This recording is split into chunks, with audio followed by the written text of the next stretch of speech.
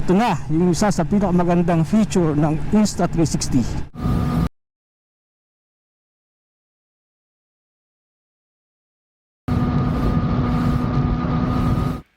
Alright, so ito mga idol yung sinasabi kong isa sa pinakamagandang feature ng Insta360, yung All-Stat. At para magamit natin yan, dapat i-control natin or i-on natin yung ating camera through the application sa ating mobile phone. Ayan, connected na siya. So dapat dito mo siya bubuhayin. Yan. When the app is connected to the camera, will turn off the screen. Yun, to save battery. So dito mo siya bubuhayin ngayon. So once na connected na, dito mo siya i-on. Yan. And mag-start na siya mag-record. Ayan, nag-record na siya ngayon. So kapag nag-record na yan, kapag pumunta ka dun sa video na na-save sa photo, stop natin to. Ganito yung makikita mo.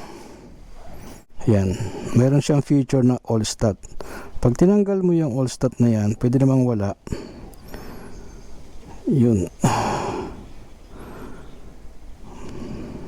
Tanggalin mo natin yung all edits para makita nyo lang. Reset. Ayan, yan yung makikita nyo na, na nakasave. Tapos pag pinili mo, ganyan lang siya, diba? Yan yung typical na itsura ng na-save na video doon sa ating unit. Ngayon, pagka nag-edit ka, dahil inon ko ito ay doon sa application na nandito sa cellphone, pupunta ka ng editing app, makikita mo ngayon dito yung All-Stat. Ito. Yun o. So, maraming choices. Yung naka-default dito is itong BMW Motorrad, mayroong Energy, mayroong Rhythm. Ayaw. Ayan.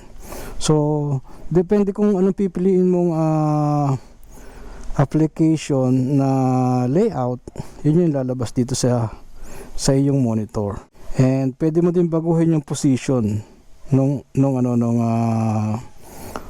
monitor. Halimbawa ito. Okay, yan, pwede mo siyang baguhin, pwede mo siyang i-move kung saan mo gustong ilagay, babago. And pwede mo, ibig sabihin, pwede mo siyang i-customize. Punta tayo ng ng BMW Motorrad. Yan, natin siya ilagay, di ba? Nababago. Tapos pwede kang mag-add, pwedeng walang date. Yan, yung inclination natin nandito. Ito yung inclination, di ba yun? Ito yung inclination dito to.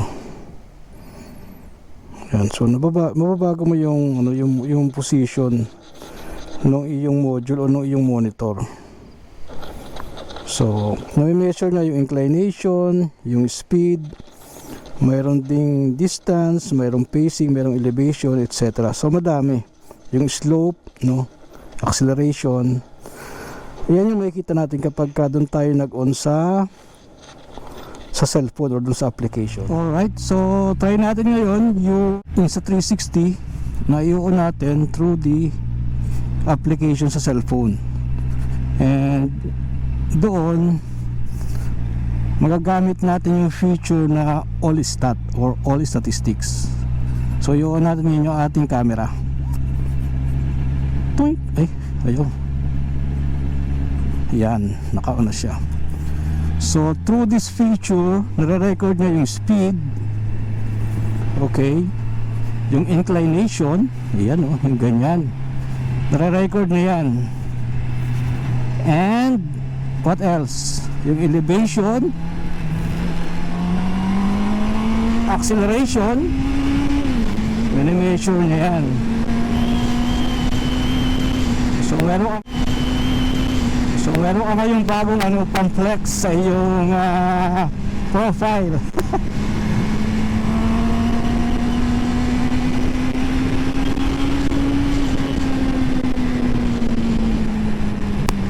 Yun nga lang, dapat buhay yung iyong cellphone all throughout.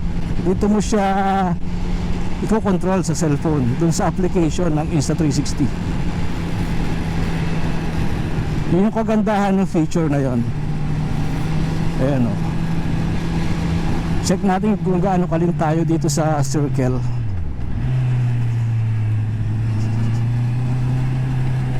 Ay, try natin dito paglagpas nyan.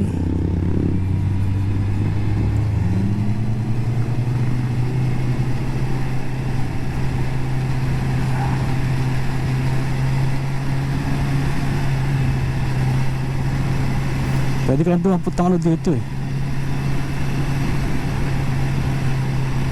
Ng bato.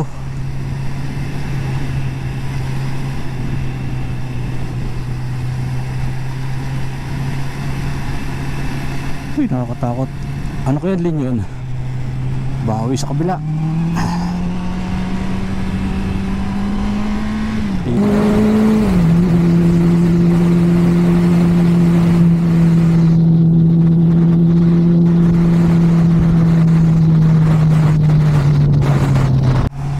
So kung mahilig kang mag-flex ng iyong statistics habang nagmomotor, ito na yung isa sa pinakamagandang feature ng Insta360. Alright, off muna natin.